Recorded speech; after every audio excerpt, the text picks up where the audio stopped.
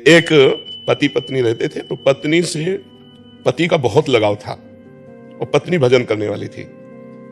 पति उद्दंड स्वभाव का था, पर उसका पत्नी से बहुत लगाव था। प्राय ऐसा होता भी है। तो पत्नी से उसने कहा कि मैं तुम्हें कभी छोड़ू नहीं, तुम हमें कभी ना छोड़ो। ऐसा हो सकता है कि हम कई जन्म साथ रहे।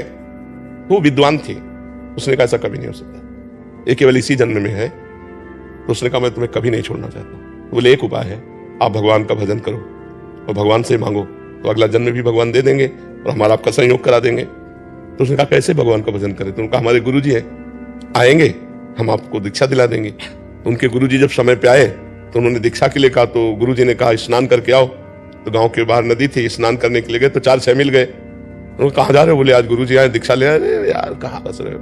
तो वो ऐसे आ गया, उसने कहा हम दीक्षा नहीं लेंगे ऐसे। तो उनका देखो, हमने भी प्रार्थना भगवान से की है कि अगला जन्म कम से कम हमारा तुम्हारा साथ हो। और अगर तुम भजन करते तो हमारी बात भगवान सुन लेते, लेकिन तुम भजन नहीं कर रहे हो, इसलिए मुझे लग रहा है हमारा तुम्हारा साथ इसी जन्म तक है।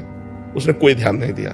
अब पत्नी थी तो ज्यादा, दोनों का जब शरीर छूटा तो पति के राग के कारण उसकी मुक्ति नहीं हुई और एक राजा की राजकुमारी बनी हो, पति के राग के कारण। और पत्नी भजनानंदी थी तो उसके संकल्प के अनुसार वो अपने कर्मानुसार जड़ योनि हाथी की प्राप्त किया। पर उसी राजा के यहाँ जहां बहुत से हाथी रहते थे, उनमें हाथी का बच्चा बनकर के वो आया। अब वो पशु था तो उसको पूर्व जन्म में ऐसी पत्नी तपस्विनी मिली थी, तो उसके प्रताप से जब राजकुमारी को देखा तो उसको याद आ गया तो मेरी पत्नी है। अब मिले कैसे, बतावे कैसे? तो दूर से वो जैसे कभी राजकुमारी हाथियों को देखने के जाती, वो चिल्लाता। अब नजदीक जाने नहीं दे सकते, राजकुमारी का अलग हाथी का अलग।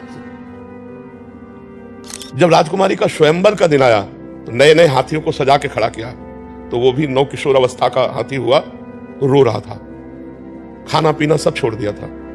तो महावत ने राजा से, इस हाथी को कोई रोग नहीं, हमने चेक करवाया, पर ये न खा रहा है न पी रहा है, रुदन आंसू चल रहे हैं इसके। राजकुमारी भजन करने वाली थी, उसने दृष्टि से देखा।